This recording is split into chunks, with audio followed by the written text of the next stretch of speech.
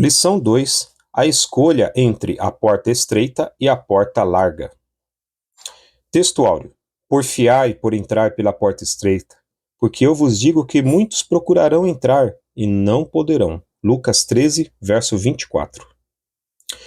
Verdade prática. A porta estreita não é uma opção, mas a única alternativa disponível para o crente entrar no céu.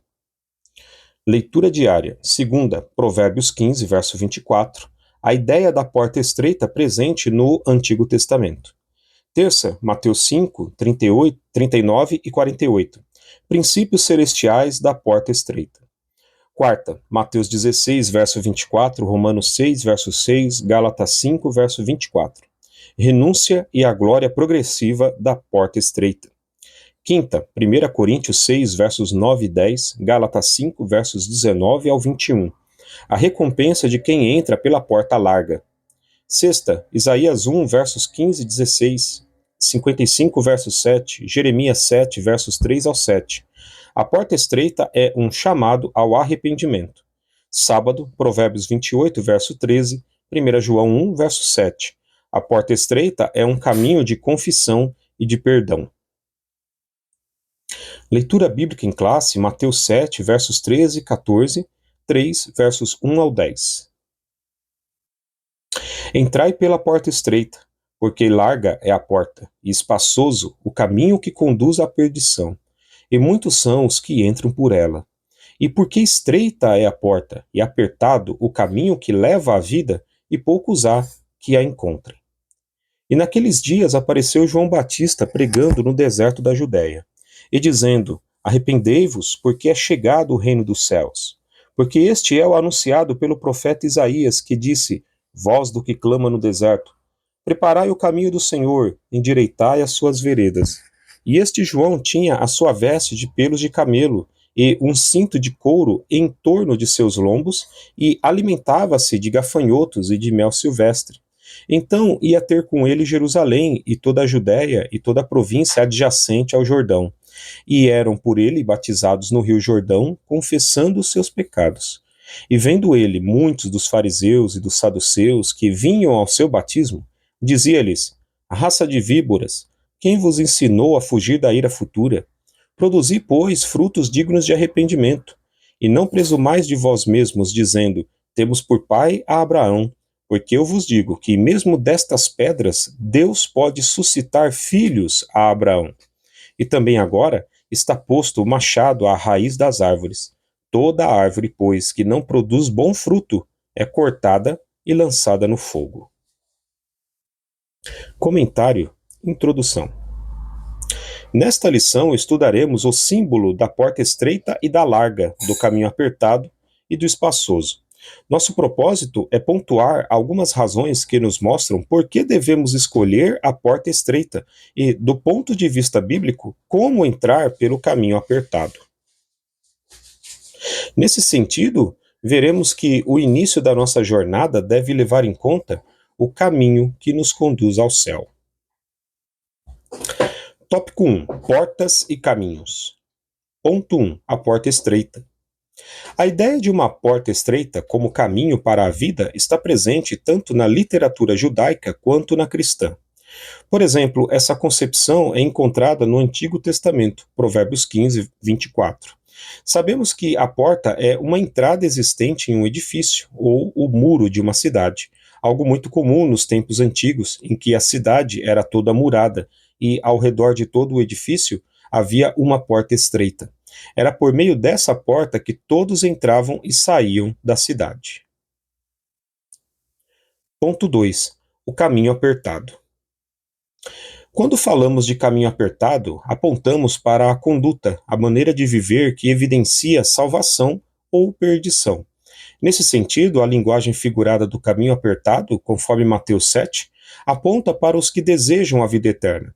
Não por acaso, a palavra apertado vem do verbo grego tlibo, que significa prensar como uvas, espremer, pressionar com firmeza, caminho comprimido, contraído, metaforicamente aborrecer, afligir, angustiar.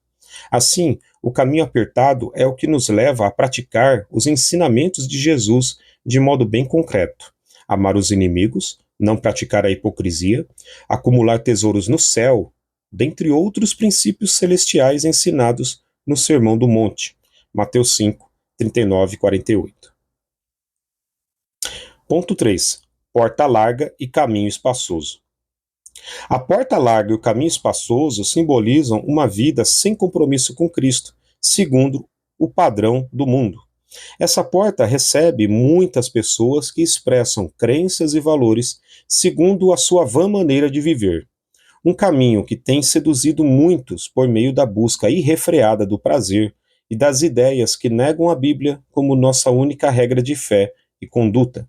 Tratam-se, pois, de uma porta e de um caminho em que entram pessoas que vivem segundo as suas próprias ideias, Juízes 21, 25, e que não desejam ajustar-se aos ensinos das Escrituras Sagradas, João 7, 38. Tópico 2. Por que entrar pela porta estreita é difícil? Ponto 1. Uma porta aberta, porém difícil. A porta para a entrada na pátria celestial está aberta. Porém, há muitos impedimentos para que a alma humana a atravesse: o egoísmo, o ego inflado, a idolatria, dentre outros. Contudo, nosso Senhor ensinou que para tomar o caminho do céu é preciso negar a si mesmo, deixar morrer o que somos para viver a vida com Ele, a fim de que resulte uma glória progressiva e indizível. Mateus 16, 24, Romanos 6, 6, Gálatas 5, 24. Ponto 2. As oportunidades da porta larga são atraentes. Para muitos, o caminho da porta estreita não é atraente, pois a porta larga oferece uma jornada de prazeres, deleites e libertinagem. Entretanto, os que andam nesse caminho são dominados pelas ilusões da vida, enredando-se numa sedutora fantasia. É um caminho de apego prazeroso ao mundo e de desprezo a Deus, 1 João 2, 15 e 16. Tragicamente, todos os que amam o mundo não terão direito a entrar nos céus, 1 Coríntios 6, 9 e 10, Gálatas 5, 19 ao 21. Por isso, o cristão comprometido com o Evangelho de Cristo sabe que o mundo passa e a sua concupiscência, mas aquele que faz a vontade de Deus permanece para sempre. 1 João 2,17. Ponto 3. As razões das exigências. Diferentemente da porta larga e do caminho espaçoso, a porta estreita e o caminho apertado requerem uma transformação interior, uma decisão pessoal e uma disposição em seguir na contramão da maioria. Só começa a trilhar pelo caminho da porta estreita quem se reconhece em Cristo como um pecador, 2 Coríntios 12, 9, e com disposição de viver uma vida dirigida por Ele como um novo começo, 2 Coríntios 5, 17. A partir dessa jornada, o Evangelho nos faz caminhar em santidade, seguir os passos de Cristo e andar como Ele andou, 1 João 2, 6. Então, estaremos prontos para criar raízes e enfrentar os obstáculos de nossa jornada cristã. Lucas 8, 13 e 14. Tópico 3. Entrando pela porta e pelo caminho do céu. Ponto 1. Arrependimento de pecados. Por meio das palavras do arauto divino, João Batista, Mateus 3, 1 ao 10, a mensagem pregada por ele para entrar no reino de Deus é o arrependimento.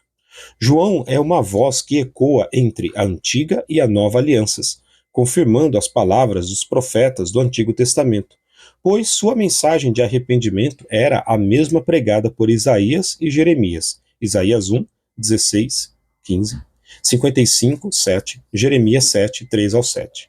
Por essa razão, é importante ponderar que o arrependimento bíblico não é uma questão meramente emocional, mas uma disposição para mudar de ideia e um exercício que envolve o aspecto mental e moral do pecador.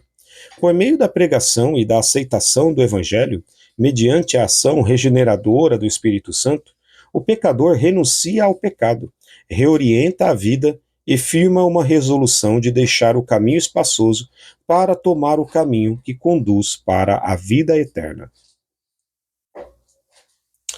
Ponto 2. Confissão de pecados.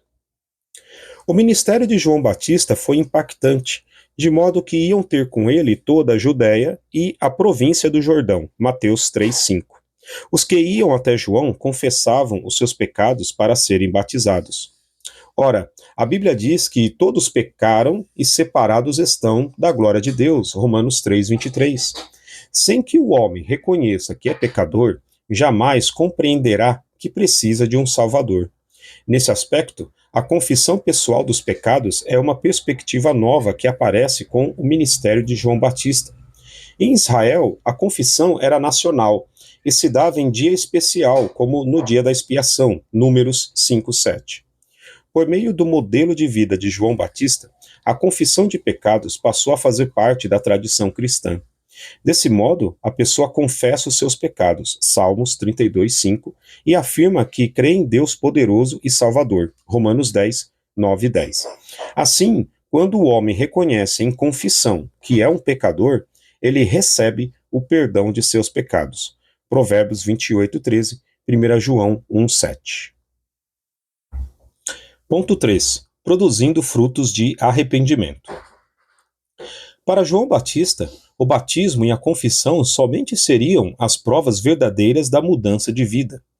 Era preciso apresentar frutos na vida como a marca de um arrependimento sincero. Em Lucas, podemos contemplar frutos concretos que João Batista esperava de quem se arrependesse: honestidade, misericórdia, respeito às autoridades, dentre outros. Lucas 3:11-14. Isso era a prova de que a natureza da pessoa havia sido verdadeiramente transformada.